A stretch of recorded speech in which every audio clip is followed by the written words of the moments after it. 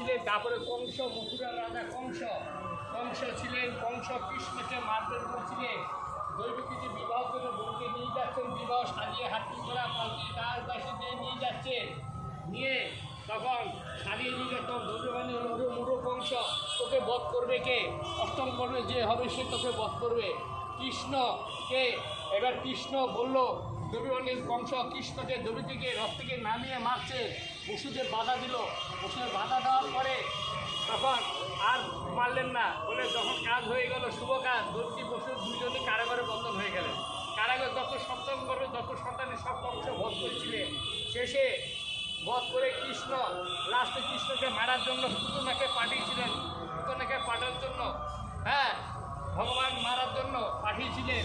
ভগবান বলছে আমি পুতনা বলছে আমি মাসি রূপ ধরে গেছে। দুধ খাওয়া থেকে এক দুধ তার নিচে বই করতে পারে দিচ্ছে। এইভাবে অনেক করে করে প্রকাশুর তেনুকেশ্বর ভদ্র সবাইকে বধ করলেন। বধ করে শেষে কৃষ্ণ কংসকে বধ করে বললেন, মামা তুমি আমাকে শত্রু ভাবা, তারপরে কলিতে তুই নামে মুক্তি পাবা। সেই কংসই চাঁদ কাজী। এই কৃষ্ণর সাথে কাজী কংস বহু বিরোধিতা করেছিলেন। এই কাজী ও মহর্ষিকে বিরোধিতা মহাপুর ভক্তদের মেরেছিলেন। কলকাতা মেরেছিলেন। কাজী ছিল শাসককর্তা। নিমাই তোমার কীর্তনের স্থান না, এটা নবদ্বীপ নামে আছি আমি, এখানে কীর্তনের স্থান না, ঘরে বসে ভজন করো। মহাপু ওনার কথা শুনে নাই বলে নাম আস্তে আস্তে করে নাম জোরে জোরে করতে নেই। মহাপুকে এরম বললেন, উপদেশ কাজী দিলেন। মহাপু মারে নাই বলে কাজী 2 দিন 4 দিন দেখে মহাপুর ভক্তদের খুব মেরেছিলেন। কলকাতার মেরেছিলেন দিনের বেলা। রাত্রেবেলা কাজী আবার বলেছিলেন, তোমাদের আজকে সাধারণভাবে শাসন করলাম, দ্বিতীয় দিন তোমরা যদি কীর্তন করো তোমাদের জাতলমু বাড়িঘর ভেঙ্গা গাঙ্গে হালায় দেবো। কাজী বলেছিলেন। এবার মহাপুর ভক্তরা সব দুঃখিত।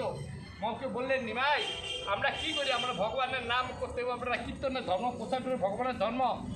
তখন মহাপু বললো, যা তোমরা বাড়ি যাও, শীঘ্রে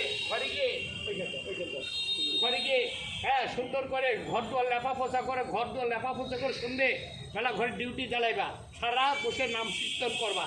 সেদিনকে এই কাজী রাস্তায় দেখছেন, কাজী যে আমাদের ভক্তদের মৃদঙ্গ ভাঙলা, আমার মৃদঙ্গর বদলে শিল্প তোমার বংশ নির্বংশ করবো, দেখছি আমার কাজী এভাবে জাগিয়েছিলেন। জেগে দেখে ঘরে কিছুই নেই, ঘরে শুয়ে আছে ঘর বন্ধ। কী ব্যাপার, গেল কোথায় নিমাই? এত ভয়ানক মূর্তি দেখলেন। কাজী অবাক হয়ে গেলেন, স্বপ্ন পুরীন দেখি নেই। নিমাই এই মানুষ নয়, এই চিন্তা করতে খুঁজে বেড়াচ্ছে, ঘরে একটা পিঁপড়া বলতে নেই, বুকের মধ্যে দাগ। তখন কাজী চিন্তা করলেন, এই নিমাই মানুষ নয়, নিমাই হবে।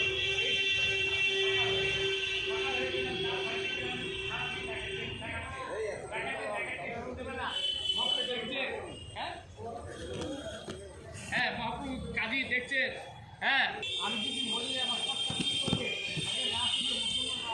আমার কি হবে? এই জন্য কাজল ধরাকে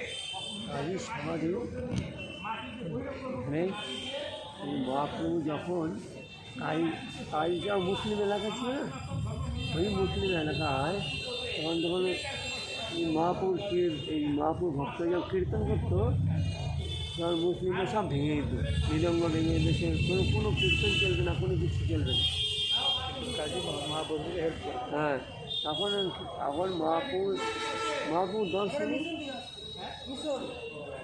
মহাপুর দর্শনে সে পবিত্র হয়ে গেল।